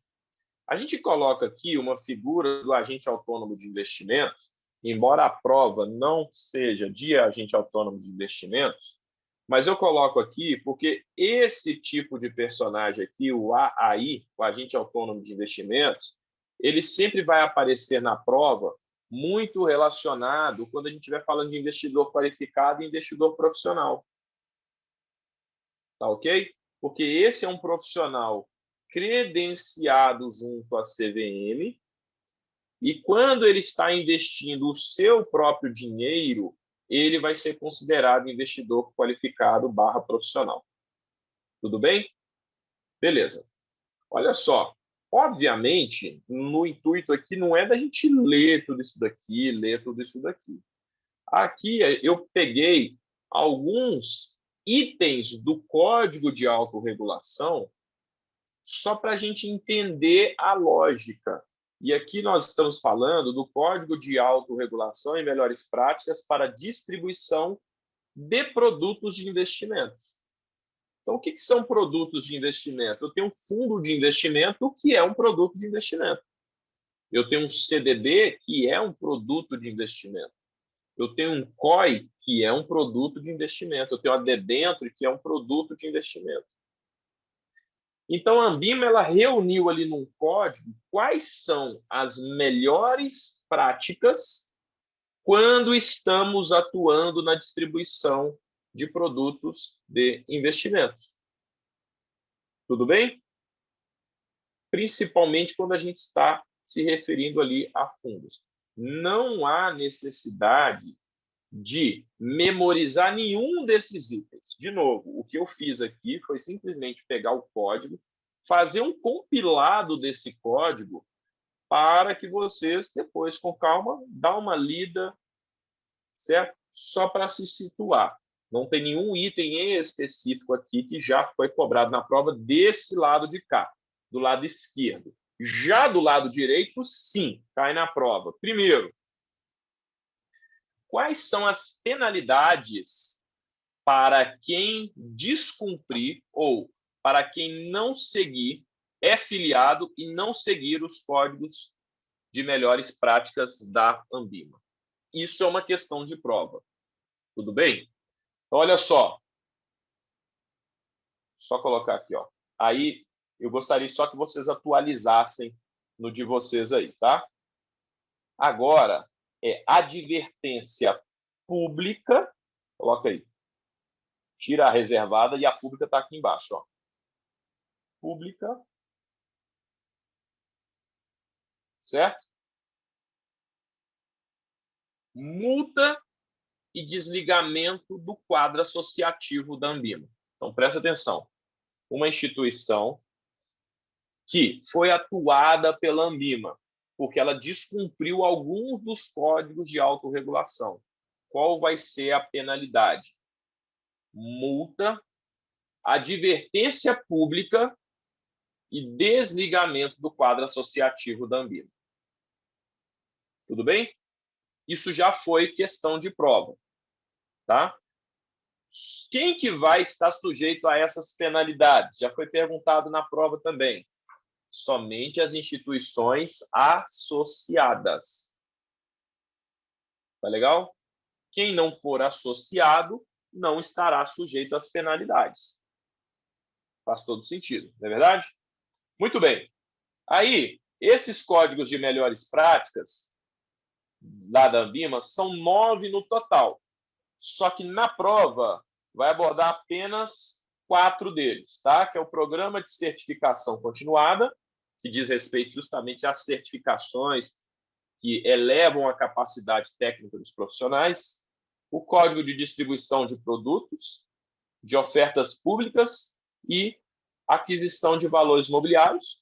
Esse aqui, na realidade, é um só, né? Só estou aparecendo 2 aqui, ó. Ofertas Públicas e Aquisição é um só. E aqui o quarto, Administração de Recursos de Terceiros. Nós vamos ver esses códigos espalhados ao longo do curso. Então, quando a gente estiver falando sobre fundos, a gente vai falar um pouco sobre o Código de Distribuição de Produtos. Quando a gente estiver falando de ações e de renda fixa, a gente vai falar um pouco sobre ofertas de distribuição e aquisição de valores imobiliários. Quando a gente estiver falando sobre administração de recursos, principalmente lá no módulo 7, a gente vai falar um pouco sobre esse. A gente decidiu justamente colocar os códigos dentro dos módulos que falam sobre os produtos para ficar melhor na questão didática. Tá bom? Repete, por favor, as penalidades que devo alterar. Não é alterar, é só o que a gente leva. Olha só. Multa, advertência pública e desligamento do quadro associativo da Ambima. Então, multa, advertência pública e desligamento do quadro associativo da Ambima. Aí aqui, pessoal, de novo, nós vamos ver aqui de forma resumida, mas nós vamos ver novamente sobre esses códigos de distribuição dentro de seus respectivos módulos. Mais importante do que tudo, porque a prova ela não vai exigir de vocês que vocês tenham um profundo conhecimento de cada um dos códigos. Cada um desses códigos são mais de 50 páginas. É impossível você saber tudo. Mas você tem que entender, se você entender, de novo, o conceito da Ambima, o que ela se propõe a fazer, é muito intuitivo. Porque veja só, o que vocês acham que a Ambima vai propor dentro do Código de Certificação Continuada? Que as pessoas tenham mais ou menos conhecimento, mais conhecimento. E conhecimento atestado. Atestado de que forma? Através das certificações. Elevar a capacitação técnica dos profissionais do mercado financeiro. O que não está relacionado com o Código de Certificação Continuada? Melhorar o desempenho dos profissionais para atingimento das metas. Isso não tem nada a ver com a Ambima. A Ambima não está preocupada com meta. A Ambima está preocupada em deixar o mercado melhor. Tudo bem? Olha só, aqui fala o Código de Certificação Continuada tem por objetivo estabelecer princípios e regras para elevação e capacitação técnica dos profissionais das instituições que desempenham atividades elegíveis, sendo ela obrigatória a esses participantes e todo o seu grupo econômico. Tá? Então, a Ambima que vai determinar quem tem que ter qual certificação, quantos profissionais devem ter certificação, quais segmentos a certificação vai ser obrigatória ou não. Pode ver aí, ó, o seu banco possivelmente em algum momento obrigou um determinado tipo de profissional a tirar a certificação. Por quê? Ele se comprometeu lá junto à Ambima e ele simplesmente vem aqui embaixo cumprir o que ele se comprometeu lá em cima. Tá? Aqui fala o objetivo e abrangência da distribuição de produtos de investimento. Então, o que a Ambima faz? Uma das coisas que ela faz que eu acho muito legal, vou comentar aqui, é a padronização dos procedimentos.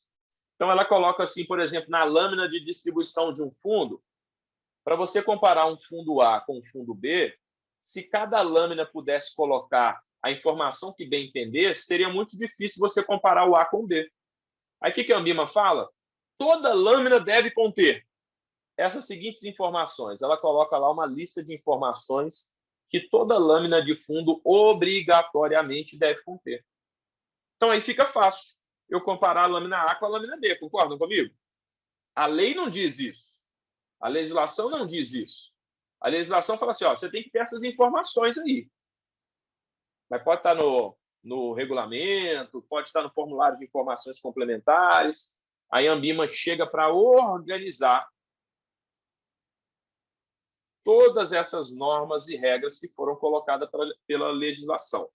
Então, a Ambima, eu até costumo falar que é como se fossem as normas da ABNT. tá? A Anbima, ela vai pegar lá o conteúdo e vai organizar de forma que você consiga ter um padrão de procedimentos, um padrão de documentos, e não simplesmente cumprir a lei diante da forma que a Anbima exige. Ok?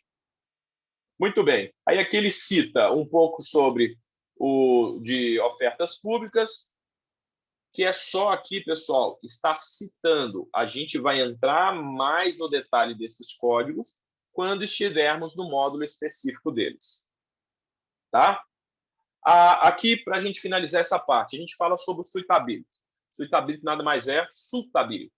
Tá? Nada mais é do que o famoso API, análise do perfil do investidor. O processo de análise do perfil do investidor recebe o nome de suitability.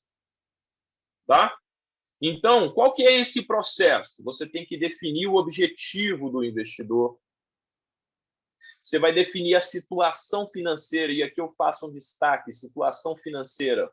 Você tem que olhar tudo relacionado ao dinheiro do seu cliente, mas não é o valor que ele está disposto a aplicar, não é isso. Você tem que analisar a situação financeira do seu cliente. Exemplo, o seu cliente tem renda? O seu cliente tem recebimento mensal, ele recebe aluguel? O seu cliente tem outros investimentos? Se o seu cliente precisar de liquidez, esse é o único investimento que ele tem? O objetivo aqui, ó, qual o tempo que o seu dinheiro vai ser mantido? Você está aplicando para quê? E por último aqui, olha só, a definição do conhecimento do investidor. Então, hoje, quem já fez um processo de API, observa que eles perguntam até qual que é a escolaridade do investidor, qual que é a escolaridade do cliente, formação acadêmica, que tipo de produto que o cliente já acessou durante a vida de investidor dele. Aí o cliente fala assim, não, eu já investi em ações, eu sou conhecedor de ações, já investi em ações. Já. Quantas vezes? Uma vez. Uma vez ele vai ser tido como conhecedor de ações? Não. Então, olha só, esse processo vai avaliar o objetivo do investimento, a situação financeira do investidor e conhecimento, a experiência que ele tem com produtos, olhando a experiência que ele tem com o produto e a quantidade de vezes que ele já operou aquele produto, porque isso mostra se ele tem ou não conhecimento. Tá legal? 3 perguntas aqui que a prova pode fazer. Primeira pergunta. O investidor... isso aqui é uma pergunta muito importante. Ela pode cair tanto nesse módulo quanto no módulo 7. O investidor sem perfil, respondam para mim, pode fazer aplicações?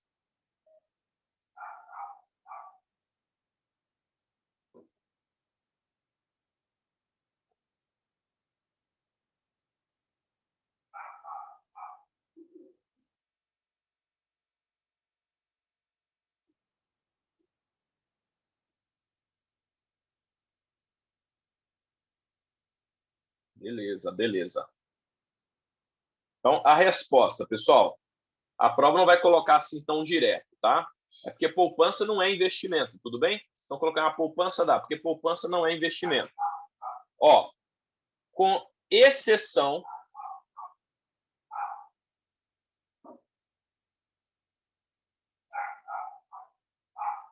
Então, a resposta é, ele pode investir?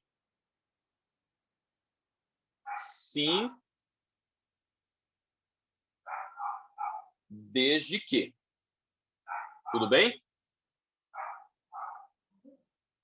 Poupança é considerado... Então, poupança é poupança, na realidade. Poupança não é considerado um produto de investimento.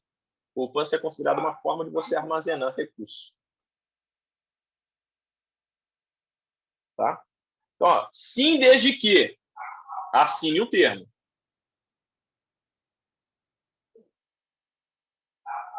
Falando o seguinte, olha, eu não me submeti à análise do perfil do investidor, estou fazendo esse investimento por minha conta e risco. Não foi o banco que me recomendou nada, eu que pedi para fazer a aplicação. Então, se der algum problema, eu assumo toda a responsabilidade. Na maioria das vezes, o cliente não aceita assinar o termo, ele acaba achando melhor fazer o API. Então, agora a responsabilidade é do banco, né? Então, olha só, pode fazer sem o perfil? Sim, vírgula, desde que assine o termo. Ou, uma única exceção, se ele for aplicar em fundo de renda fixa simples. É o único fundo que permite investir sem necessidade do API. Agora, segunda pergunta, pessoal. O cliente, ele está com o API, observe a diferença, desatualizado. Aí a pergunta que faz é o seguinte: o banco pode fazer alguma recomendação de produto de investimento para esse cliente? A resposta é não. Se o cliente tiver com a API desatualizado ou o cliente não tiver API, o banco não pode fazer nenhuma recomendação de produto de investimento para esse cliente. Terceira pergunta, como eu falei, o cliente fez aplicação em um fundo, aplica mensalmente em um fundo de renda fixa tradicional, não é o fundo de renda fixa simples, tá? Aplica mensalmente no fundo, ele fez o API lá atrás. Passado 24 meses, que é o prazo de vencimento do API, ou seja, o API ele precisa ser atualizado a cada 24 meses. Passado esse período dos 24 meses, o cliente quer manter as aplicações, porque ele já fez a aplicação lá e aplica mensalmente. Aí a prova pergunta, ele não pode continuar aplicando se ele não atualizar o API. Ou, como é um produto que ele já aplica mensalmente, ele vai precisar do API só se ele for fazer uma aplicação diferente. A resposta é, venceu o API, não pode aplicar. Isso é igual carteira de motorista. Venceu sua carteira, se você estiver dirigindo, você está em... O que é? Isso. Venceu, já era. Você tem que renovar ou atualizar. Carteira de motorista. Venceu não significa que você não sabe dirigir. Significa que se você dirigir com a carteira vencida, você está cometendo uma infração. Mesma coisa o API, tudo bem? Então é isso que a gente fala aqui, olha só. É vedado às instituições recomendar produtos de investimento quando o perfil não está adequado e aqui embaixo, ó, as informações relativas ao perfil não estejam atualizadas. Ou seja, o perfil não está adequado. O cliente tem um perfil conservador, você está recomendando um produto de perfil agressivo. Ou um produto em desconformidade com o perfil do investidor. Então, o banco não pode. E também não pode recomendar quando tiver com o perfil vencido. Tá legal? Se vencer, o cliente possui investimento e o cliente por algum motivo demora a atualizar, o correto é fazer o quê? Deixa eu ver se eu entendi a pergunta. Ó, se venceu e o cliente possui investimento e o cliente por algum motivo demora a atualizar, o correto é fazer o quê? Atualizar. Não tem outra forma. Ou atualiza, ou o cliente vai ter que assinar um termo, ou pode investir em fundo de renda fixa simples. Tudo bem? Aí fala, ó, quando o investidor solicitar aplicação nas situações acima, o que você tem que fazer? Antes da primeira aplicação, alertar a ausência ou a desatualização do perfil. É exatamente a sua pergunta. Ou então, obter declaração do cliente que deseja manter a decisão de investimento, mesmo estando ciente da ausência ou desatualização do perfil, e o cliente se responsabiliza por toda aquela decisão tomada. Beleza? Então, olha só, para finalizar essa parte aqui, pessoal, a veiculação do selo Ambima tem por finalidade demonstrar o compromisso das instituições em atender à disposição do código. O selo Ambima de qualidade mostra que aquela instituição, além de seguir as normas e regras da Ambima, além de seguir as normas e regras da CVM e do CNN, no caso para investimentos, ou do Banco Central para bancos, ela também aderiu a uma entidade que estabeleceu uma série de códigos de melhores práticas, que tem por objetivo complementar a legislação vigente. Não significa que a Anbima recomenda aquele banco, recomenda aquele investimento, não significa nada disso. E mais, a Anbima ela não se responsabiliza pelas informações constantes nos documentos.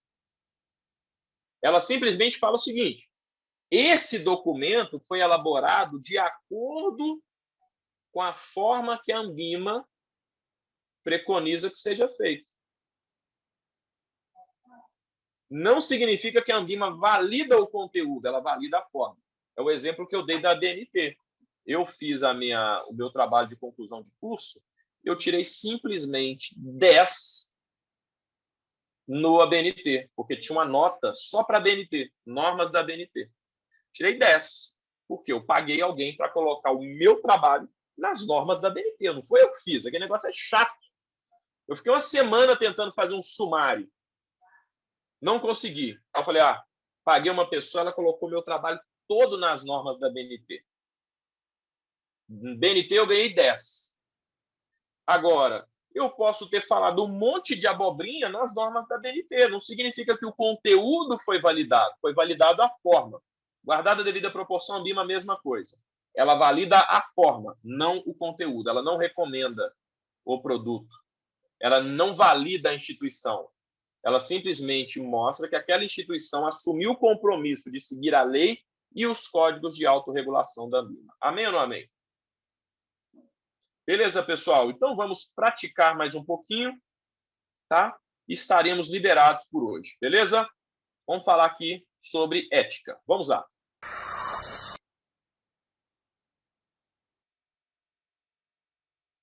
Vamos lá? Olha lá, estão obrigados a manter mecanismos de controles internos de combate e prevenção à lavagem de dinheiro, segundo a lei sobre esse tema. A letra D fala somente as corretoras, ou seja, todos os demais não precisam. Da mesma forma, a letra B. Apenas os bancos, ou seja, ninguém mais precisa manter mecanismos de controle e lavagem de dinheiro. Só banco que tem como lavar dinheiro. Não. Todo investidor qualificado e profissional. Imagina, o investidor ele tem que manter mecanismos de controles de combate e prevenção à lavagem de dinheiro. Não tem essa relação direta, tá? Porque não falamos da atividade do investidor qualificado ou profissional aqui. Resposta correta. Letra A, pessoa física ou jurídica, que está dando o exemplo de uma atividade que comercialize joias, imóveis e bens de luxo. Observem que essa foi a única que não foi excludente. Tá legal? Então, ele coloca aqui, aqui apenas, aqui somente, aqui fala que todo investidor tem que fazer. Tá? Então, aqui nós demos exemplo de uma atividade. Não falou que é só essa atividade. Tudo bem? Boa. Próxima.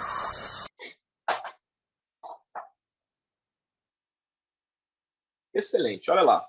Segundo o Código Anbima, para uma adequação dos produtos ao perfil, é necessário definir a situação financeira. Então, quando ele fala de situação financeira, ele está se referindo ao dinheiro do cliente. Não é verdade? Ao dinheiro do cliente. Então, para eu definir a situação financeira do cliente, ou seja, definir tudo relacionado ao dinheiro dele, eu tenho que ver a alternativa que fala sobre dinheiro. A 1 fala valor das receitas, dinheiro. Valor dos ativos, dinheiro. Necessidade futura de recursos, dinheiro. Então, para eu definir a situação financeira do cliente, eu tenho que fazer uma análise sobre tudo relacionado a dinheiro do meu cliente. 1, 2 e 3 estão corretas. Letra D de dado. Próxima. Vamos lá. Segundo o Código Anbima de Distribuição de Produtos, a rentabilidade informada dos ativos deve estar acompanhada do aviso de que, certo? Vamos lá, vamos ver junto. A rentabilidade não possui nenhum tipo de risco.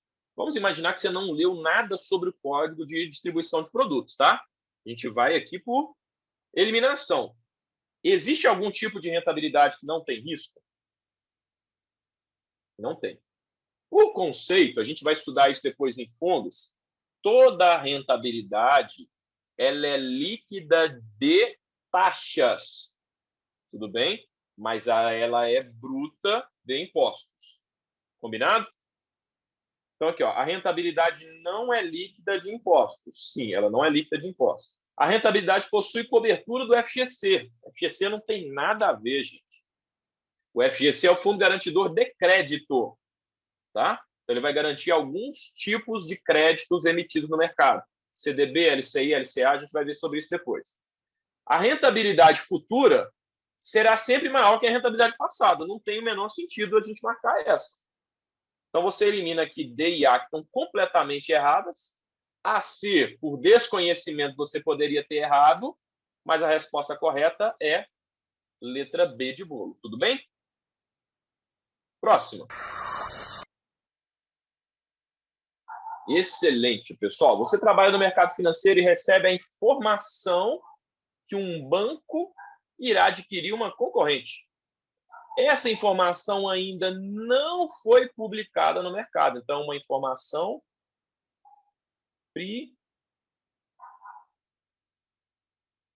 privilegiada. Por que ela é privilegiada? Porque ela não foi publicada no mercado. Uma informação privada. Não tem problema você ter acesso a essa informação. O que vai caracterizar uma infração é o uso indevido dessa informação. Tudo bem? Olha lá. Não pode negociar os ativos da companhia, nem para a sua carteira, nem para seus clientes, com base nessa informação privilegiada. Gostei bastante dessa alternativa aqui. Não pode negociar os ativos para a sua empresa, mas pode indicar para os seus clientes. Ó, que bom, hein? Nada a ver. Pode negociar os ativos, porém somente para a sua carteira. Aí está tendo uma vantagem devida. Pode negociar os ativos para a sua carteira ou para clientes, completamente errado. Resposta correta, letra A. Tive acesso à informação privilegiada? Ok. Não posso fazer uso dessa informação para benefício próprio, nem para benefício terceiro. Essa questão que vocês estão vendo, ela caiu na prova de quinta-feira passada. Vamos lá? Vamos ler com calma aqui? Esse aqui é um case que tem que ler com calma. Ó, o diretor de uma empresa, em um almoço de família, contou para seu irmão, que é um investidor. Você tem que anotar. Só para você entender o que está acontecendo. Ó. O irmão é um investidor. E o outro é o diretor. Tá? Aí ele contou o que nesse almoço de família? Que a empresa dele quem? Do diretor, faria aquisição de uma outra empresa. O irmão desse diretor, quem que é o irmão do diretor? O investidor. Solicitou à corretora a compra de ações dessa empresa e auferiu ganhos. Após a divulgação da notícia no mercado, as ações tiveram forte valorização na bolsa. Porque depois da notícia no mercado, ela deixou de ser pública, deixou de ser privilegiada, passou a ser pública. Mas antes dessa negociação toda aqui, dessa operação se valorizar, esse irmão aqui, Malandrovics, que é o investidor, ele fez uso da informação privilegiada. Aí ele fala aqui, ó, neste caso, aí a questão já te ajuda e fala assim, olha só, além do investidor, ou seja, além desse irmão aqui, quem mais poderá ser punido por crime de insider? Quem usou e quem repassou. Esse investidor aqui, que é o irmão, só teve condições de praticar esse crime porque esse irmão cagueta dele aqui, ó, o diretor, num almoço de família, foi lá e falou, a minha empresa está comprando essa outra. Ele tem o dever de sigilo da informação.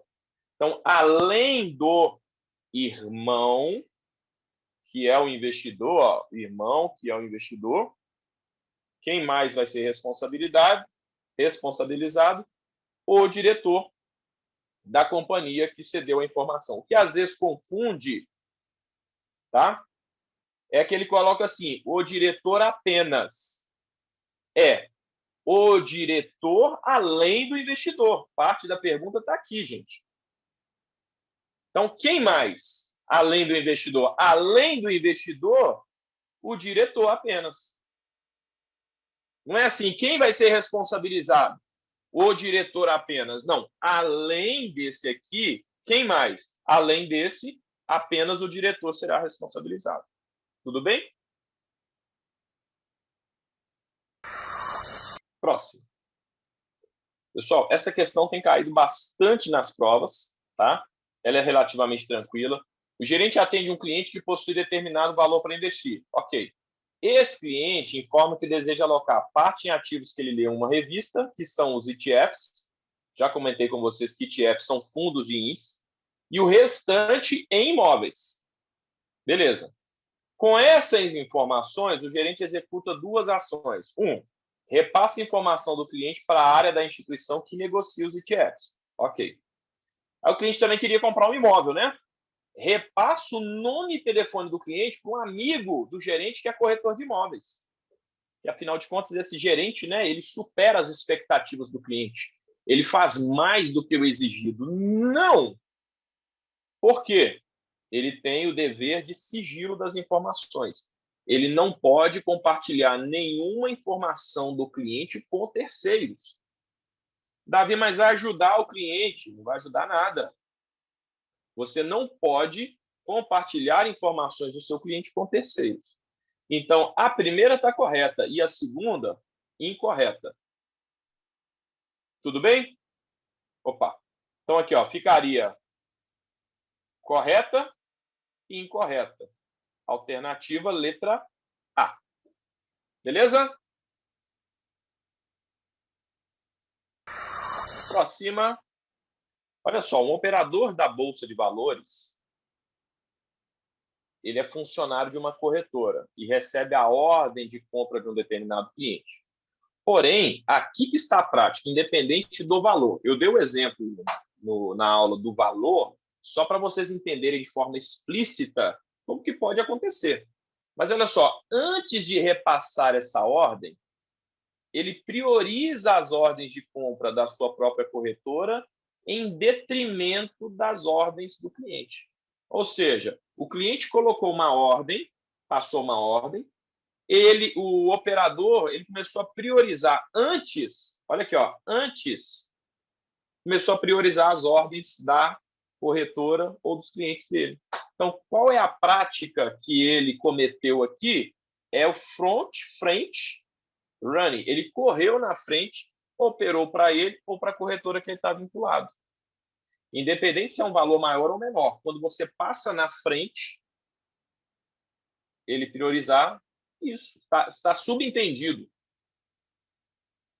Ok? Não precisa estar explícito falando que era uma operação grande. Pessoal, um detalhe importante. Se mesmo após a explicação vocês ainda ficarem com dúvida, perguntem, tá? Isso é muito importante. Vamos lá, 34.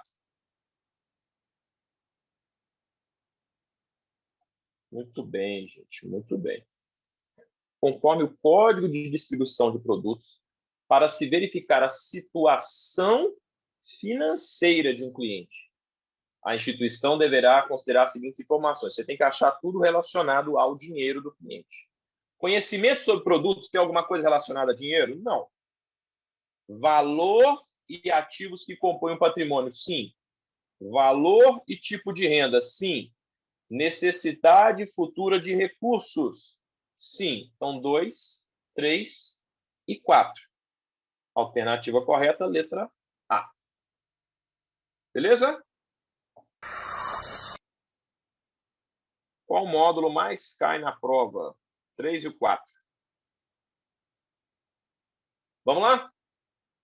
Em um processo de API, qual dos fatores abaixo não é levado em consideração? Pessoal, essa é uma questão recorrente de prova, tá? Recorrente de prova. Presta atenção. O que não é levado na hora de definir o perfil do investidor? Duas coisas a gente não leva em consideração, tá? Primeira, valor disponível para aplicação. Você não define o perfil do investidor pelo valor que ele vai aplicar. O cliente tem muito dinheiro, pode ser agressivo. O que tem pouco tem que ser conservador. Não tem nada a ver uma questão com a outra. Tá? Se o cliente é conservador, ele vai ser conservador com muito ou com pouco. Tudo bem? Não é pelo valor que a gente vai determinar o perfil do investidor. Então, o valor disponível não me diz nada a respeito do perfil. O segundo é o cenário econômico. Por quê? Independente do cenário econômico, se o investidor ele é agressivo, ele vai ser agressivo num cenário bom ou num cenário ruim. O investidor conservador ele vai ser conservador num cenário bom ou num cenário ruim. Então, o cenário econômico não afeta em nada o API. Aí aqui eu tenho que tomar muito cuidado, porque eu tenho duas etapas aqui do Sultabit, tá? Olha só, eu tenho essa primeira etapa que eu faço o API. Nessa etapa aqui, eu não levo em consideração nem o valor e nem o cenário. Aí o cliente fez o API, ele vem aqui para a etapa 2. Essa etapa aqui, eu vou fazer a adequação dos produtos ao perfil já definido do investidor. Nessa etapa de adequação, sim, eu tenho que avaliar qual é o cenário econômico. Por quê? Se o cenário for de alta de juros, eu vou recomendar um produto adequado para alta de juros. Se o cenário é de queda de juros, aí eu vou adequar para um produto conforme o cenário de queda de juros. Mas observe, eu já fiz o perfil e passei para a etapa 2. Nessa etapa 1, eu não olho valor econômico, nem o valor disponível para aplicação, nem o cenário econômico. Resposta correta, qual não é levado em consideração. Observa que a questão está negando. Tudo bem? Pessoal, por hoje é isso. Amanhã nós vamos falar sobre o último tema desse módulo, que é a parte de ASG. É bem tranquilo, embora sejam muitas normas, mas é bem tranquilo, tá? Então, espero vocês amanhã. Não deixem de praticar as questões na plataforma, tá, gente? Tem muita gente que ainda não acessou. Se deixar para o final, vai acumular, fica muita coisa, tá bom? Isso é para o bem de vocês. Um abraço para vocês e até amanhã.